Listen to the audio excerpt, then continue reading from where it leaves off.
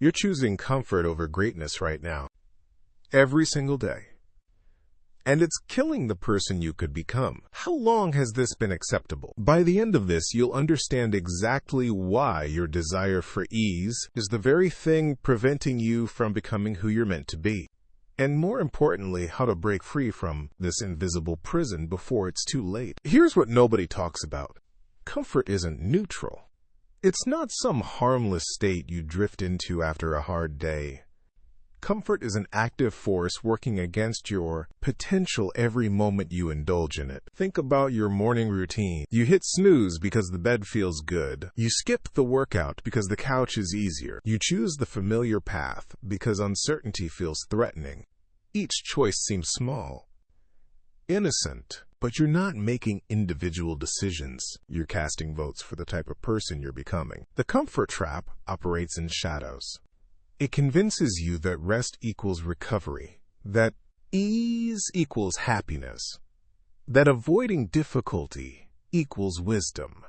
But Aurelius Maximus would see through this deception with those piercing silver eyes of his. He'd recognize what ancient philosophers knew. Comfort is not the absence of struggle. It's the presence of decay. Your brain is designed to seek comfort. This served us when survival was the priority. But now? Now this same mechanism keeps you scrolling instead of studying, watching instead of working, planning instead of practicing. The very thing that once kept you alive is now keeping you from truly living. Every comfortable choice creates neural pathways that make the next comfortable choice easier. You're literally rewiring your brain for mediocrity. And the cruel irony? The more you choose comfort, the less comfortable you actually become. Because deep down, you know you're betraying your potential. This is why successful people often seem unreasonably disciplined to others. They've recognized what most never see, that comfort is not a reward to be earned. It's a drug to be avoided. Marcus Aurelius understood this when he wrote, "Very little is needed to make a happy life. It is all within yourself, in your way of thinking." Notice he didn't say a comfortable life.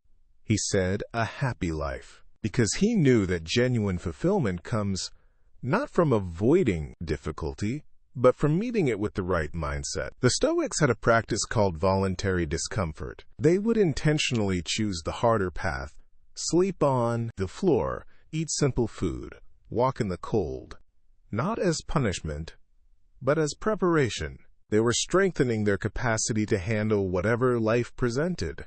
This wasn't masochism. This was wisdom.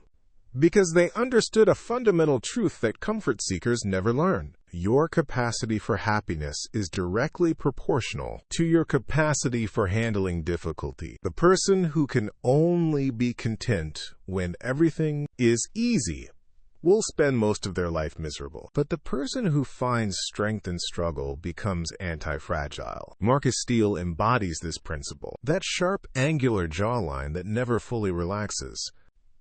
It's not tension, it's readiness. He's trained himself to find energy in challenge, purpose in difficulty, growth in discomfort.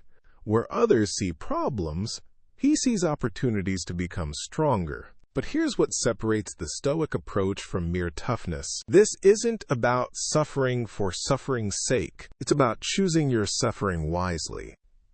Because you're going to suffer anyway. The question is whether you'll suffer the pain of discipline or the pain of regret, the pain of growth or the pain of decay, the discomfort of progress or the agony of staying the same. When you consistently choose the comfortable option, you're not avoiding pain.